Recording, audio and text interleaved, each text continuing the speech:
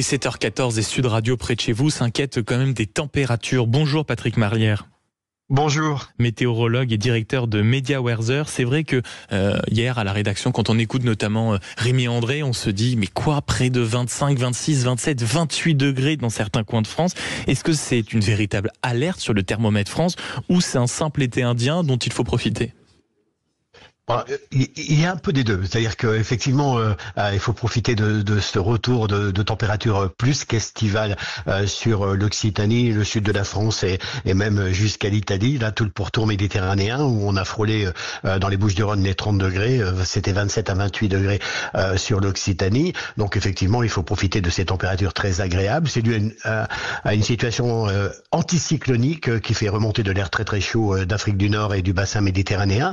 Donc voilà, des situations qu'on a déjà connues ces dernières années, notamment en 2023, où là, en début octobre, on frôlait et on dépassait même les 30 degrés.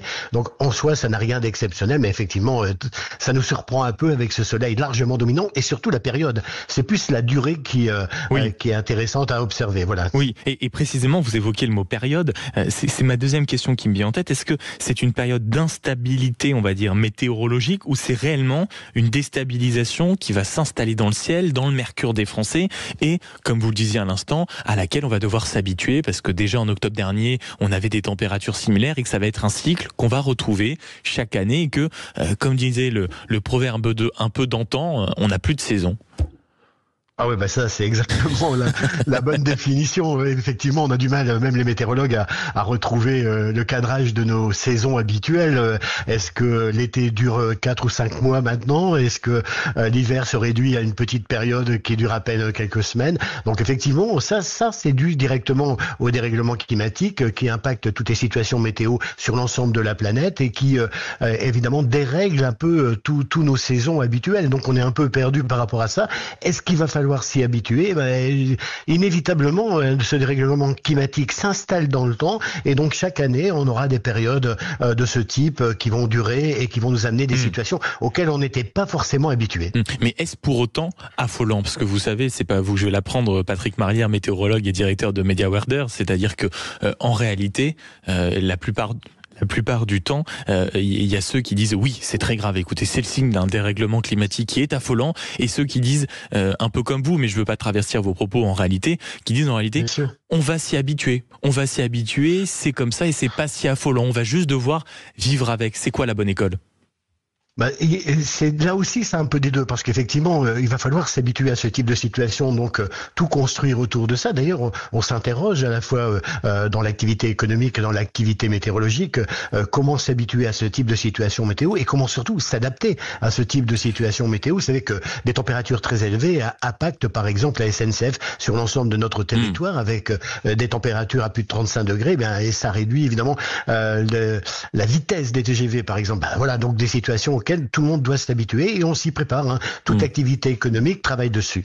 Et justement, alors ça c'est un point très intéressant que j'aimerais voir avec vous, Patrick Marlière. Est-ce que la France est suffisamment préparée ? On a vu notamment durant cet été des débats hallucinants. Je pense qu'on ne voit qu'en France sur le fait que la climatisation n'était pas une bonne idée, sur le fait qu'on n'était pas suffisamment préparé. On pense à des logements. L'hiver, on parle beaucoup des passoires thermiques. L'été, on parle beaucoup des logements et même des bâtiments publics sans clim. On pense aux écoles, on pense aux EHPAD. Est-ce que quand vous parlez justement de chaque secteur économique qui se prépare, est-ce qu'on en est si sûr ?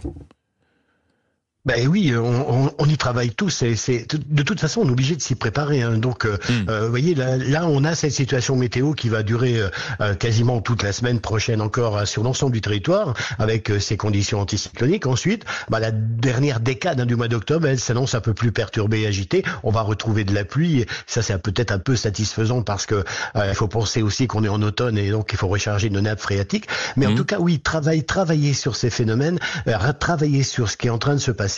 Vous savez, par exemple, je reprends toujours le trou de la couche d'ozone, c'est quasiment terminé. C'est-à-dire que on a pris des mesures au niveau international sur comment résoudre cette situation avec le trou de la couche d'ozone qui nous menaçait tous. Là, aujourd'hui, ce qui nous menace, c'est effectivement ce dérèglement climatique. On y travaille et ça ne peut pas se résoudre sur effectivement quelques semaines, quelques mois. Il faudra quelques années avant que l'activité sur l'ensemble de la planète s'adapte à cette situation météorologique. Et comment on peut faire, nous, à notre petite échelle, échelle, je pense aux citoyens lambda qui avons connu peut-être des saisons un peu plus stables. Comment, on va dire, les petits gestes du quotidien pour affronter ce temps qui change totalement, avec des étés indiens qui se retrouvent en réalité être quasiment des automnes caniculaires, avec des printemps pluvieux qui ressemblent à des automnes. Comment on s'y retrouve? Comment le citoyen peut s'y préparer au quotidien? Parce que le citoyen peut être un agriculteur, peut être quelqu'un qui a des activités en extérieur. Ça peut être, vous voyez, énormément de métiers confrontés aux aléas du monde extérieur. Ah oui, mais notamment celui qui est le plus marquant peut-être, c'est l'activité du bâtiment par exemple. Exactement. Il y a quelques années, vraiment depuis 2019, aujourd'hui on s'intéresse aux intempéries qui touchent le monde du bâtiment avec ces températures très élevées. Donc tout le monde y travaille dans le monde du bâtiment, la Fédération française du bâtiment, les entreprises elles-mêmes, tout le monde participe à ça parce qu'aujourd'hui évidemment avec de telles températures prévues les après-midi, voilà, je vous invite à aller travailler sur un chantier, vous allez voir que franchement c'est insupportable.